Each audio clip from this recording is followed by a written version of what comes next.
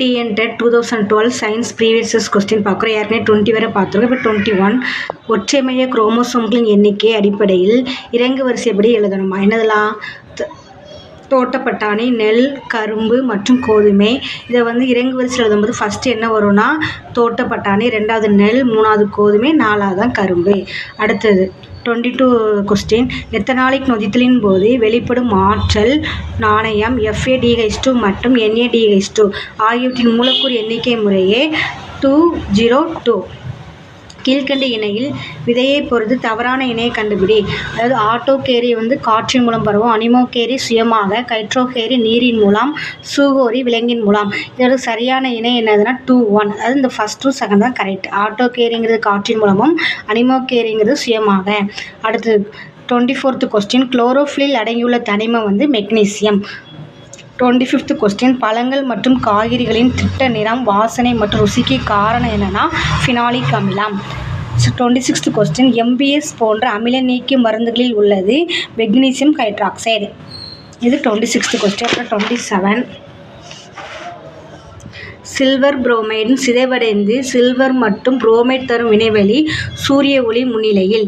இதில் அதாவது silver bromide சிதைவடைந்து silver மற்றும் புரோமைட் தரும் வினைவெளி சூரிய ஒளி முன்னிலையில். 28 கொஸ்டின் நாப்தலின் உருண்டைகள் தயாரித்தலில் பயன்படும் நிலக்கரி விளைபொருள் நிலக்கரி தார். 29th கொஸ்டின் நமது முதுகெலும்பு தொடரில் 26/33 என்ற எண்ணிக்கை உள்ளபோது எண்ணிக்கை அதிகமாகவும் குறைவாகவும் உள்ள முள்ளெலும்புகள் முறையே எதுனா மார்பும் வாலும். கீழ்கண்டவற்றில் எது குளோனிங்கிற்கு தொடர்பில்லாதது? எதெல்லாம்? பாலிலா இனப்பெருக்கம் மூலம் உயிரி உருவாக்கப்படுதல். B ஒரு பெற்றோரிடமிருந்து பெறப்படும் உயிரி.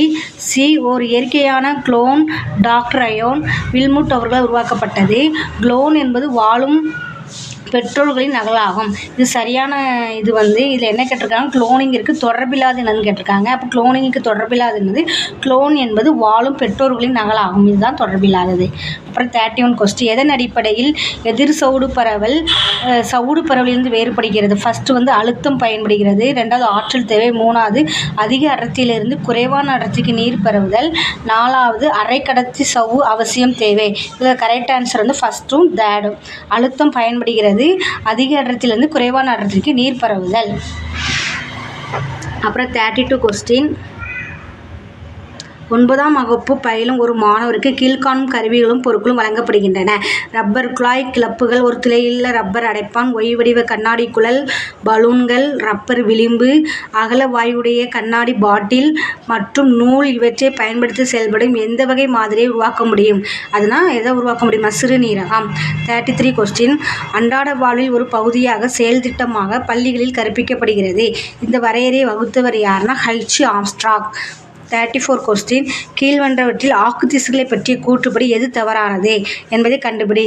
இது எல்லா உயிர்களிலும் காணப்படுகிறது, தாவரத்தின் வளர்ச்சிக்கு மட்டுமே காரணமாக உள்ளது, குறிப்பிட்ட தாவர பகுதியில் மட்டுமே காணப்படுகிறது, செல்கள் தொடர்ந்து பகுப்படைதல் மூலம் உருவாகிய ஒரே மாதிரியான முதிர்ச்சி அடையாத செல். இதில் தவறானது எதுனா இது எல்லா உயிர்களிலும் காணப்படுகிறது.